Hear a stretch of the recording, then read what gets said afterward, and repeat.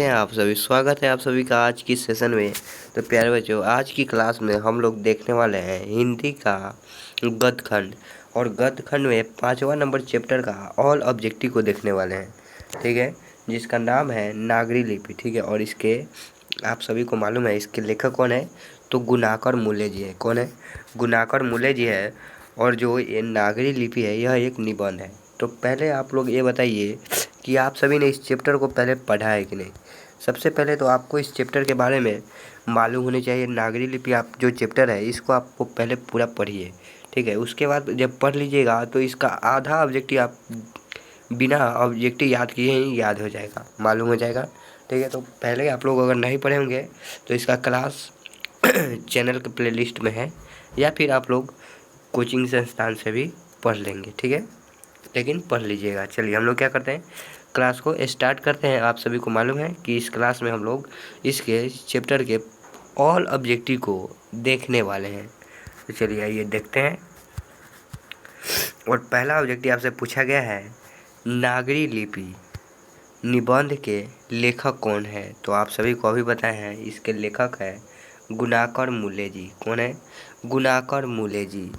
Next है अगला question देखिए, नागरी लिपि शीर्षक पाठ साहित्य की कौन सी विधा है, यानी कि यह साक्षात्कार है या निबंध है या भाषण दिया गया है या कहानी है। तो आप सभी को मालूम है यह क्या है, तो यह एक निबंध है। क्या है? यह एक निबंध है। नेक्स्ट देखिए, नेक्स्ट है गुणाकर मूले द्वारा रचित निबंध कौन सी है, यानी कि गुणाकर मूल्य जी के द्वारा कौन सा इसमें से निबंध लिया गया है। नाखून क्यों बढ़ते हैं? ना सर जी, ये तो नहीं है। अच्छा बताइए, परंपरा का मूल्यांकन? ये भी नहीं है। श्रम विभाजन और जाति प्रथा? ये तो बाबा साहेब लिखे हैं, ये भी नहीं होगा। तो हो जाएगा कौन सर जी? ऑप्शन नंबर सी हो जाएगा, नागरी लिपि। ऑप्शन नंबर सी, नागरी लिपि is the right answer. Next देखिए, पूछा जा रहा है गुणाकर मूले जी का जन्म कब हुआ था। तो याद रखिएगा प्यारे बच्चों, इनका जन्म हुआ था 1935 में। 1935 में, यानी कि ऑप्शन नंबर ए हो जाएगा राइट आंसर, ठीक है। ऑप्शन नंबर ए हो जाएगा राइट आंसर। अगला क्वेश्चन देखिए, अगला पूछा गया है नागरी लिपि का प्राचीनतम लेख किस देश से मिलता है। किस देश से क्या होता है, मिलता है। तो याद रखिएगा ढक्कन प्रदेश से। कौन सा देश? ढक्कन प्रदेश से मिलता है। ढक्कन प्रदेश नाम याद रखिएगा, ढक्कन प्रदेश। देखिए अगला देखिए क्वेश्चन पूछा जा रहा है, नागरी लिपि में प्राचीन मराठी भाषा के लेख मिलने लग जाते हैं, यानी कि कौन सी सदी से मिलने लग जाते हैं। तो याद रखिएगा 11वीं सदी से। कौन सी सदी से? 11वीं सदी से मिलने लग जाता है। नेक्स्ट देखिए, पूछा जा रहा है देवनागरी लिपि में कौन सी भाषा लिखी जाती है। देवनागरी लिपि में कौन सी भाषा लिखी जाती है। तो आप सभी को मालूम होना चाहिए देवनागरी लिपि में हिंदी लिखा जाता है, नेपाली भी देवनागरी लिपि में ही लिखा जाता है, और मराठी भी लिखा जाता है। तो याद रखिएगा ऑप्शन नंबर डी याद रखिएगा, ऑप्शन नंबर डी इनमें से सभी। ऑप्शन नंबर डी इनमें से सभी याद रखिएगा, ऑप्शन नंबर डी हो जाएगा। चलिए नेक्स्ट देखिए, अगला है उत्तर भारत से नागरी लिपि के लेख कब से मिलने लगते हैं। तो याद रखिएगा उत्तर भारत से नागरी लिपि के लेख 9वीं सदी से, ठीक है, 9वीं सदी से मिलने लगता है। ऑप्शन नंबर सी हो जाएगा राइट आंसर, 9वीं सदी से, ठीक है। चलिए आगे देखिए, आगे पूछा गया है हिंदी के आदि कवि कौन है। हिंदी के आदि कवि के नाम से किन्हें जाना जाता है। तो याद रखिएगा सरहद पाद, ठीक है।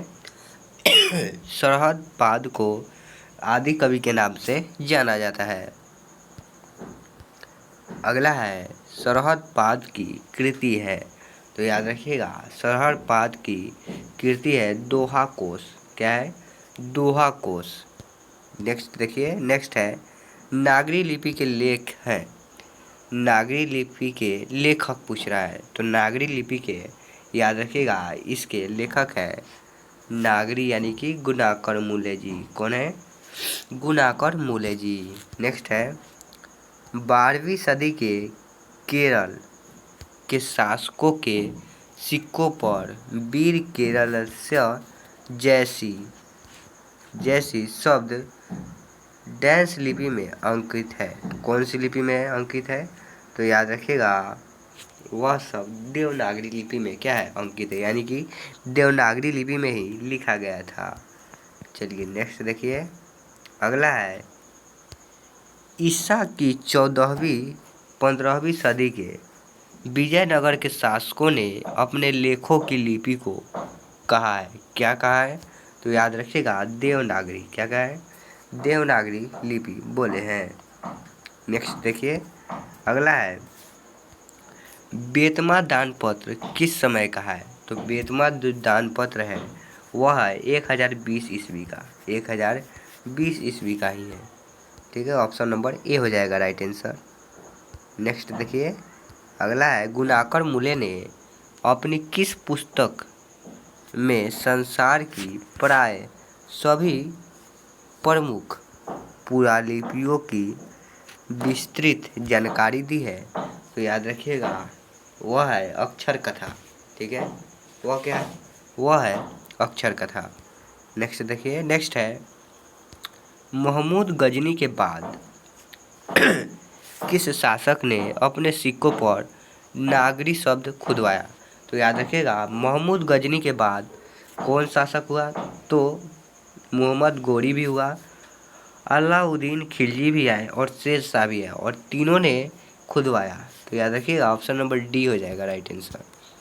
चलिए नेक्स्ट देखिए, नेक्स्ट है उत्तर भारत में पहल पहल किस राजाओं के लेखों में नागरी लिपि देखने को मिलती है? तो याद रखिएगा, गर्जन प्रतिहार राजाओं के लेखों में। नेक्स्ट है नागरी लिपि के आरंभिक लेख हमें कहाँ से मिले हैं? तो याद रखिएगा, नागरी लिपि के आरंभिक लेख दक्षिण भारत से मिला है। कहाँ से मिला है जी? तो दक्षिण भारत से। कहाँ से? दक्षिण भारत से। नेक्स्ट है नक्षत्र लोक किस लेखक की कृति है? नक्षत्र लोक किस लेखक की कृति है? तो गुणाकर मूले की। ठीक है, इसके गुणाकर मूले की ऑप्शन नंबर बी हो जाएगा। मराठी भाषा की लिपि क्या है? बताइए, मराठी भाषा की लिपि क्या है? तो याद रखिएगा, देवनागरी लिपि। कौन सी लिपि है? देवनागरी लिपि है। नेक्स्ट है धारा नागरी के कौन परमार शासक विधा अनुरागी थे? विधा अनुरागी कौन से शासक थे? तो याद रखिएगा, मिहिर भोज। कौन था? मिहिर भोज। अगला है चंद्रगुप्त द्वितीय का व्यक्तिगत नाम क्या था? याद रखिएगा, चंद्रगुप्त द्वितीय का नाम था देव। क्या नाम था? देव। देव याद रखिएगा, देव। देवता लोग होते हैं ना, वे दो देव। अगला है हिंदी भाषा की लिपि क्या है? तो ये तो बच्चा बच्चा जानता है जी, देवनागरी लिपि। कौन सी लिपि है? देवनागरी लिपि है। नेक्स्ट है दोहा कोश किसकी रचना है? बताइए, दोहा कोश किसकी रचना है? तो याद रखिएगा, दोहा कोश सरहदपाद की रचना है। अगला है रामायण की रचना किस भाषा में है? रामायण की रचना किस भाषा में है? तो याद रखिएगा, संस्कृत भाषा में। आप सभी को मालूम है रामायण किस भाषा में लिखा गया है? संस्कृत में। अगला है तमिल, मलयालम, तेलुगु, कन्नड़ भाषाएं हैं। कौन सी भाषाएं हैं? तो याद रखिएगा, दक्षिण भारत की। किसकी है? दक्षिण भारत की। अगला है पहली बार देवनागरी लिपि के टाइप कब बने? तो याद रखिएगा, पहली बार देवनागरी लिपि के टाइप बना था करीब 2 सदी पहले। 2 सदी पहले। अगला है अक्षरों की कहानी किसकी रचना है? अक्षरों की कहानी किसकी रचना है जी?